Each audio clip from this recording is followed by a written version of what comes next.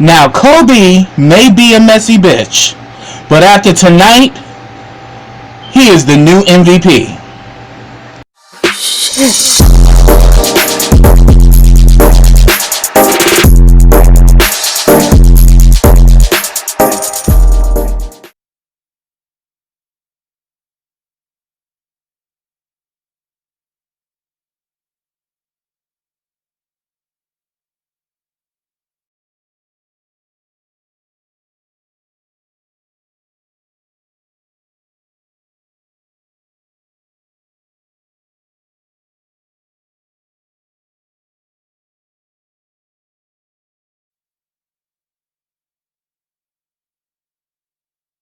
Hey, what's up everybody? Welcome back to KRSTV. This is your boy Kenny.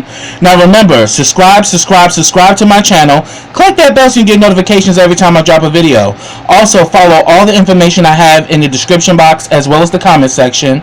Also, like this video, comment on this video, and share this video. Now, before I get started, let me mention that if you are in the DMV area, GMAC, which is Gay Men's Health Collaborative, are offering home kits for you to get tested for HIV. So if you saw the flyers before this video, if you're in the DMV area and you want to get tested for HIV, please reach out to GMAC. And also, if you're also interested in getting set up with PrEP, HIV prevention, reach out to GMAC for that as well. Also, let me give a special shout out to my YouTube partner, BK WorldTube, which is the Black Netflix. You get everything from Love and Hip Hop to this show right here, The Haves and the Have-Nots. So after you watch this video, click the link in my description box in my comment section to go check out BK WorldTube today. Now, this is The Haves and the Have-Nots, Season 8, Episode 19, and the name of this episode is Father's Day. This was a really good episode, but as I mentioned in the intro, Kobe is the MVP, and I'm going to explain why. So let's begin. The first thing I'm going to talk about is David and Alyssa. David pulls up. Alyssa is out there still doing her shit. It's like no matter what he does, he can't shake her ass. So she's been vetted by the security, so he decides to let her in. And she pretty much says that, I've been going about this all wrong.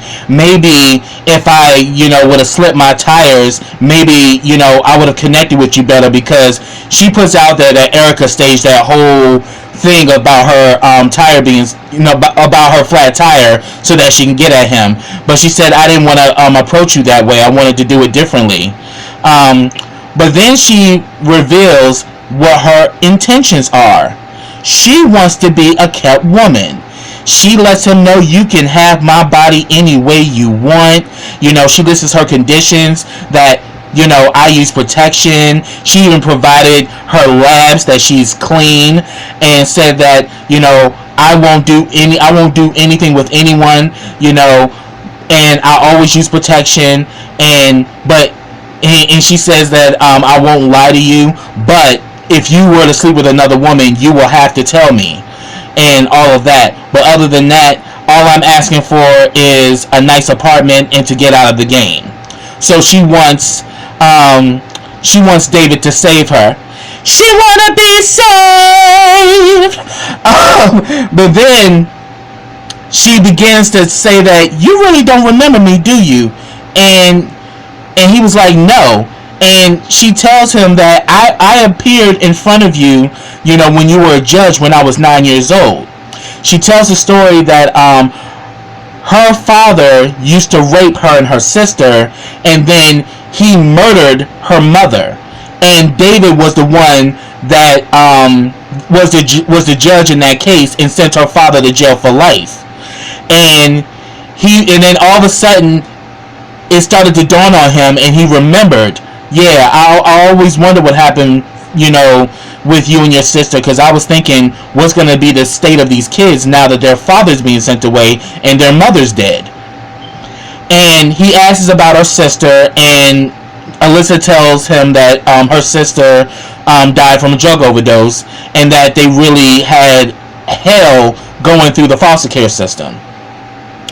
And then all of a sudden he was saying that, oh, so you want to be a kept woman, huh? So what does Candace Young get out of this?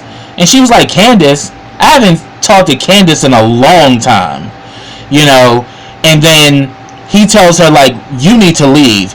And she's like, I will after you make love to me, you know, make me beg. And then all of a sudden, you know, she does her routine. She takes off her dress and begins, you know, to get down on her knees. It's like, make me beg. You know I will beg. Let me beg. And he's like, Alyssa, like, you gotta go. You have to leave. Oh. I was like, she done put her mouth on the bird, and that was the end of it. So that went down. Next, I'm going to talk about Hannah and Al. You know, Al is an accountant there to help her to understand, you know, all this information, because she's supposed to be meeting with Catherine's accountants later on that evening. And you can see that Hannah's getting frustrated because this is a lot. And he kind of lets her know that, look, you know, she trusted you with everything, you know. Why are you getting so frustrated? I mean, you're not going to learn how to be an accountant overnight. You know, and he was saying that, look, you're not going to learn this overnight, so take the pressure off yourself. But Hannah says, I can't. You know, this is a huge responsibility, and I honor that. And then she says that, look, I've worked my whole life, and, you know, I was Catherine's maid, and she was saying that she likes being of service, and she wants to do great in everything she does, and she takes pride in the work that she does, and she doesn't feel ashamed about being a maid. And Al finds this very intriguing, because all of a sudden, because pretty much what he tells her is that, you know, I admire you because she gave you power of attorney. In any person in your situation, you own everything, and you could easily take all of this off of her name and put it in your name. But Hannah's like, I never even thought about that, and nor do I want to. And then all of a sudden, Al starts flirting, and he was like, you have beautiful eyes. Pretty brown eyes. I was like, oh shit, okay, I'm feeling this. But she's like, you know what, you know, let's just focus on the task at hand. And then she started asking more questions, and he was like, wow, you going after the big stuff. And she's like, if you're gonna show me all of it. I was like, you better throw that slick line, Hannah. I was here for that. I was like, okay, Hannah's kind of liking, you know, the fact that, you know, Al's into her and everything. So we saw that go on. Next, I'm gonna talk about Jim and David. David goes to see Jim at the hospital. We come to find out that the car is no longer at the loft. It's actually at the police station. The question is, who has the car and who's driving it, and how would it get from being at the loft, from being at the iron bar, to being at the loft, to being at the police station? And he says that he got word that Wyatt is in custody, but we know where Wyatt really is. And pretty much David says, I'm gonna go and talk to Carmen, and I'm gonna see what I can find out. You know, because Jim's relieved. Okay, well, if Wyatt is in jail, that means he's safe. Little do you know. But then David tells Jim, make sure you send me the link to that app.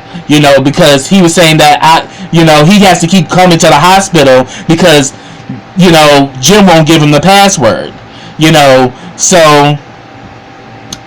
all of a sudden after David leaves, Jim was like, if you was a real friend, you'd go to the app store and buy it. I was like, Jim ain't shit. And David, from even more so, ain't shit, because you keep doing this man's bidding and he don't give a damn about you. He's all about himself.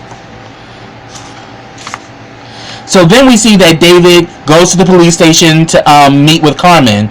He's asking Carmen for a favor, and we can tell Carmen is not here for David at all.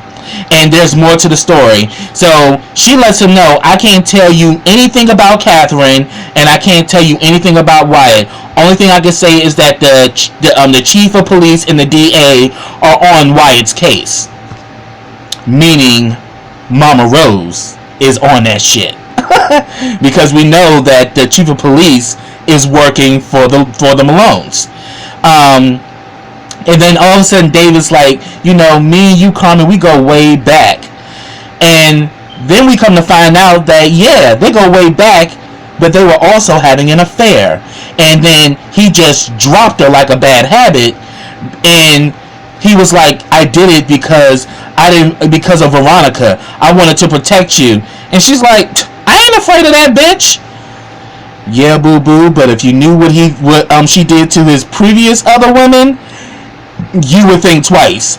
So he really did save your ass, because Veronica done got 2 bodies, you know, on her. And then all of a sudden Carmen was like, well, what about your friends on the bench, huh? None of them want to come give you any information? And he was like, well, we're now like pariahs in this town. And she was like, wow, how the mighty have fallen.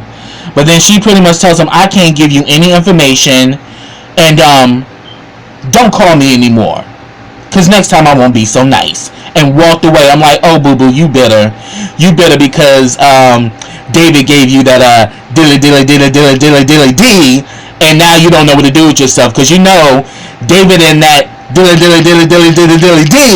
be getting into all kind of stuff, be turning girls out. Hell, he had Jennifer Salison, you know, I guess so weak, and she didn't even get the D, but she wanted it, honey. She was trying to straddle him and everything. So David and his dilly D be doing the most. And then all of a sudden, the police officer that was working the desk was just all up in the situation. And then all of a sudden, David was like, "What the hell you looking at?" I was like, "Don't get mad at him because you got shot down. That's what happens when you be playing with these females." Next, I'm going to talk about, you know, what happened in the beginning of the episode. Remember from last week, Kobe, Jeffrey, Trevor, and Harry, you know, go to Veronica's pool. Kobe, Trevor, and Harry get in the pool, and, you know, they're pretty much, you know, skinny dipping. You know, Jeffrey is trying to tell them to get out or whatever. Veronica goes to get her gun. Samuel pretty much tries to intervene and was like, you know, I'll try to get them to leave. And she's like, I'm about to go shoot these motherfuckers. Like, they up in my pool. And he was like, you don't know these guys? She's like, hell no, I don't know them. You know, I would never be a part of this bullshit. So pretty much Jeffrey is still trying to get them to get out the pool, and then like Kobe's like, man, who cares about that bitch? Who cares if she calls the cops? And Jeffrey's like, she's not going to call the cops. She's going to get her gun. Immediately, Trevor and Harry's like, oh, I ain't with this shit. They got their asses up out of there. But Kobe is still like, man, I can pitch rainbows in this pool, and just doing the most. Like, Kobe was literally just on his shit and did not care. And then, you know, Samuel tries to tell Kobe, look, get out the pool, man. And then, like, Jeffrey tried to run. She was like, Jeffrey, where the hell you think you going? I was like, oh my God, Jeffrey is such a wimp. It's ridiculous. And then, they're, both Jeffrey and Samuel are trying to tell Kobe, get out the pool. And she was like, oh no, let it stay in there. And he was like, it? And she's like, yeah, you're not a boy, you're not a girl, you're just it. And he was like, just like you, bitch, you're an it. You're not old, you're not young, you're not attractive, you're not unattractive, you're just it. Used up, washed up, and ran through. I was like, Kobe, damn! I was here for that shit. That was the read. He read the fuck out of Veronica. I was so here for that. So when she So after he did that and got her skin, she starts shooting off and everything. Eventually, Kobe gets out the pool and he leaves. And we see that Samuel literally grabs Veronica to stop her from going after him. And then all of a sudden, she's like, "Get your hands off of me. I don't like it when a man tries to overpower me." But then all of a sudden, it did a little something to them. You know, that rush and that danger. Next thing you know, Samuel and Veronica start kissing and shit. I was like, ooh, damn, that shit is crazy. So then, I'm gonna stick with Veronica and her, you know, her house of horrorism. I mean, Veronica's such a whore that she makes Jezebel look like Mother Teresa. Cause Veronica was just trying to, you know, slaying her cooch the entire night. So we see that Veronica talks to a hitman who actually worked for Catherine, but pretty much that daggone Veronica did like a whole background check on the old boy. Found out that he also was Catherine's gigolo. He's ex-military, he's French, he has a visa, and he married a dumb country girl so he can gain citizenship. You know, and then she's like, "My husband is having me followed, and I want you to take care of it. I heard it's a foreigner, and since you're a foreigner, you be able to handle it."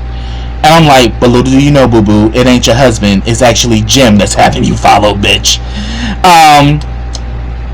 And pretty much she's like, "Well, Catherine's in jail, so your services for her are no longer needed." And all of a sudden he was like, "Really? Catherine's in jail?" She was like, "Yeah. You know, you should read English newspapers. After all, you're in America." And he was like, "You know what? You're a bitch." And she was like, "Yes, I am." And he's like, "I don't like bitches." Well, she's like, "Well, hell, you're like my kind." I'm like, damn. Like, she just been slinging her cooch since the beginning of the season. Every time we turn around, she's trying to throw it on somebody with her nasty self. And then she tried to offer him $5,000. And he was like, "Oh, no, that's low." And then she was like, "Okay, you know," then they kind of like working. Then it went to 10, and then it went to 15,000. And she was like, "Shoot, for $15,000, you need to be rubbing my back." And he was like, "Well, after I handle this business, you be the one rubbing my back." And she's like, "Okay." Oh my God, Veronica's so trifling. It's hilarious.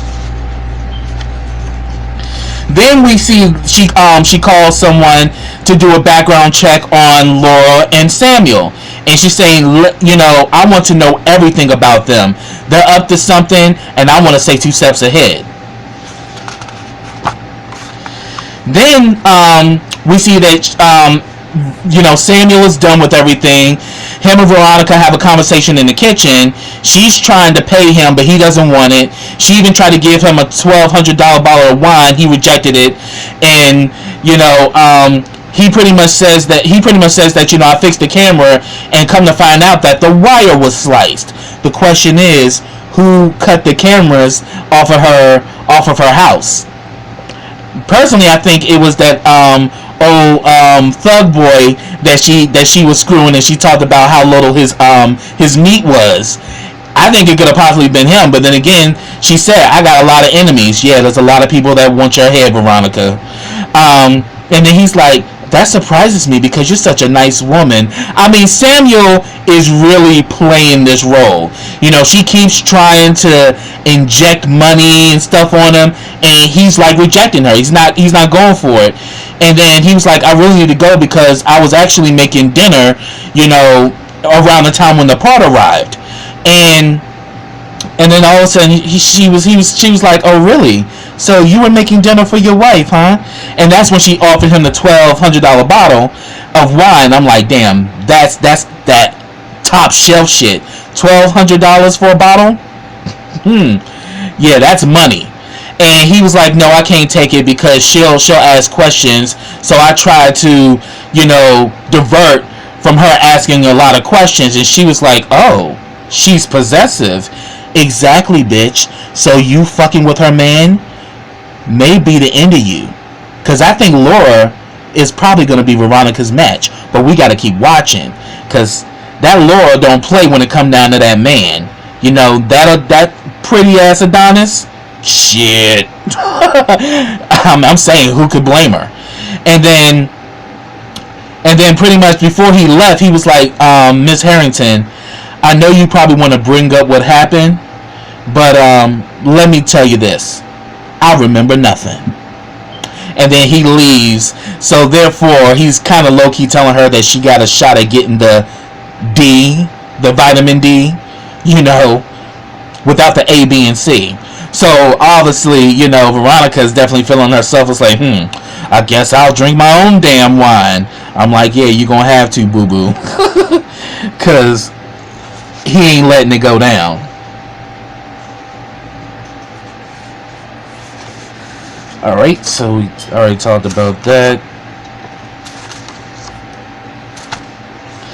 Alright, so then I'm going to talk about Veronica.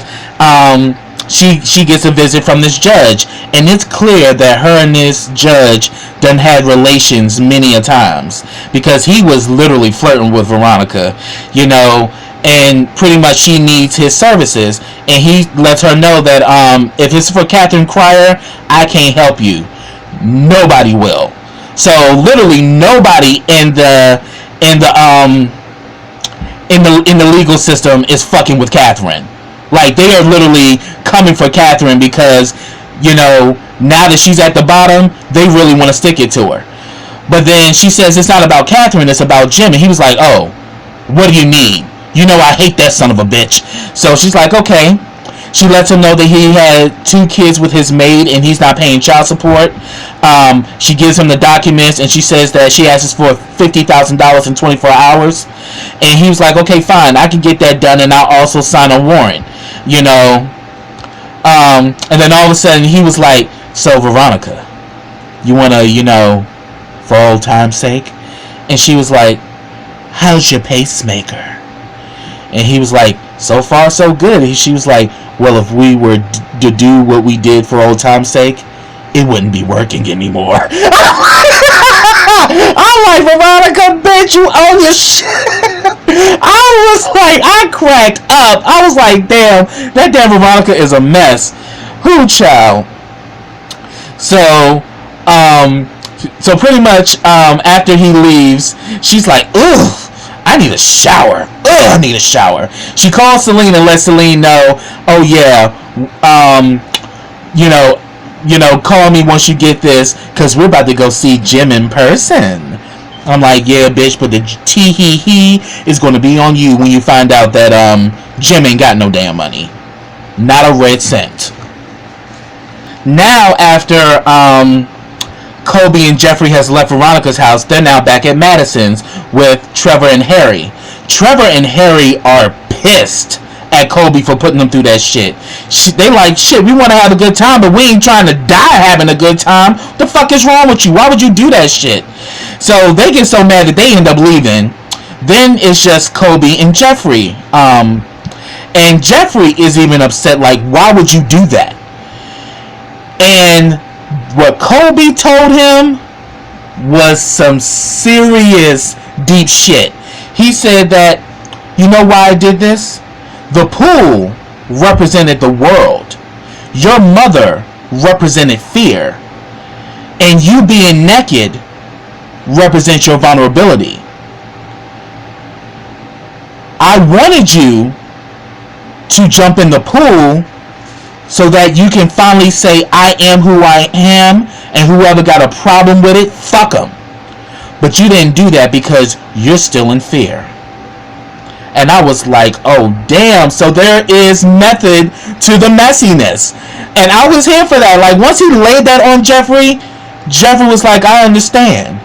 I'm like, yeah, it was more you coming out of your fear and just learning to just be yourself, because, you know, Jeffrey is still a new gay, and he's literally like afraid.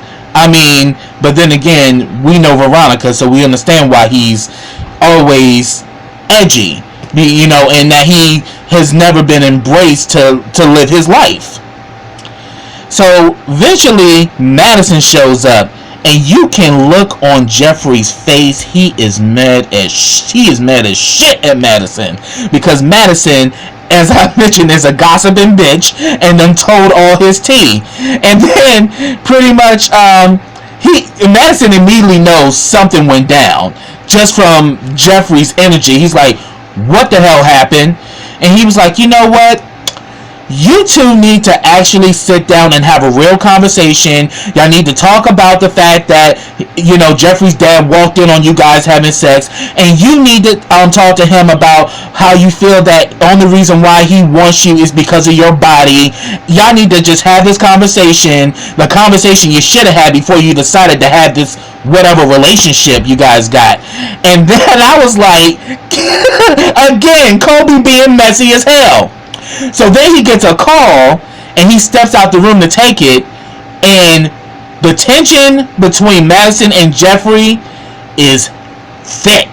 Like, Jeffrey is pissed, and he's like, so what is it, you know, all this bullshit, because they let him know that they went to Veronica's house, and he was saying that, well, all of this happened because you couldn't keep your mouth shut.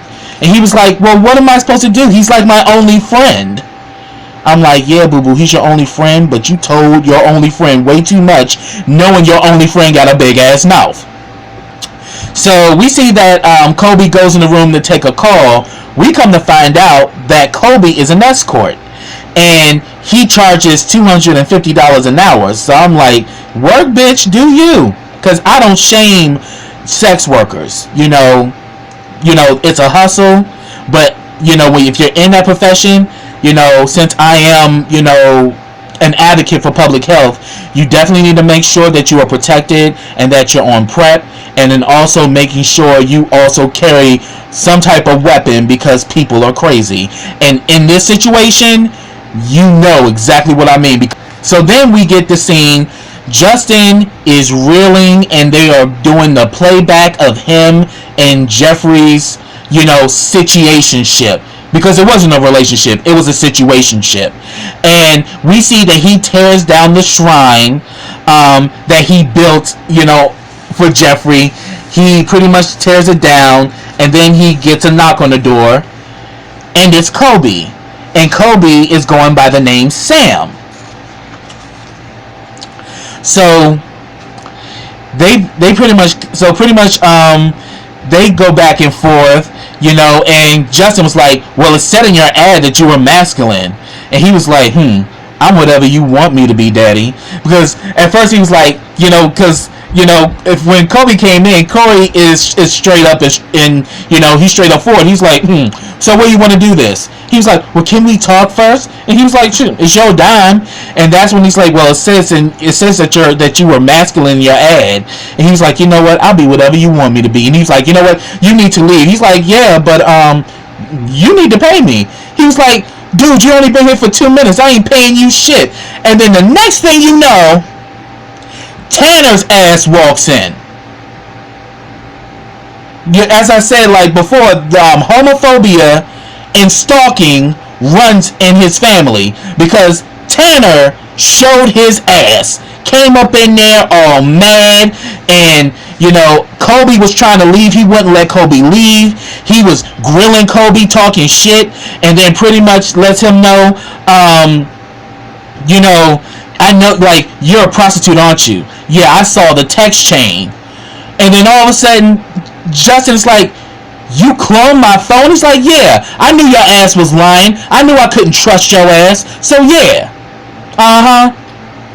And then all of a sudden, you know, he goes back to grilling Kobe. Was like, so what do you queers do, huh? So what's going on? And he was like, you know what? And then Kobe's like, you know what? This ain't got nothing to do with me. So what I'm going to do, I'm going to excuse myself, and y'all can do whatever. He's like, you're not going anywhere, you know. And he said, and he's like, excuse me. He's like, yeah, I'm about to break your face. That Kobe was like, my face is my fortune. You don't want to do that. And as soon as Tanner went to hit Kobe, Kobe blocked him and beat the living snot out of Tanner.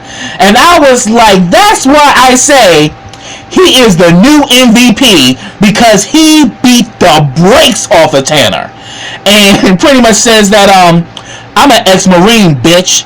Don't let my gayness fool you. I'm all man. And then turned to Justin, give me my damn money. And then when Tanner was like, don't give it to him, he went and beat his ass up some more. He's like, now you're gonna give me my money, or I'm gonna or am I gonna have to mess up my makeup even more? Justin paid him that money, and Tanner was like, see, I'm glad it was me instead of somebody that you two would normally take advantage of or bully. He's like, he got that money, and he was like, bye boo, and walked up out of there. That's why I was like, 10 tens across the board. I was so here for that. Like, yes, that was for God in the gays, bitch. Like, yes, you know, this definitely is a tale to all you homophobic assholes out there. Don't think you can continue to bully and belittle us, because the gays of today, we will whoop that ass.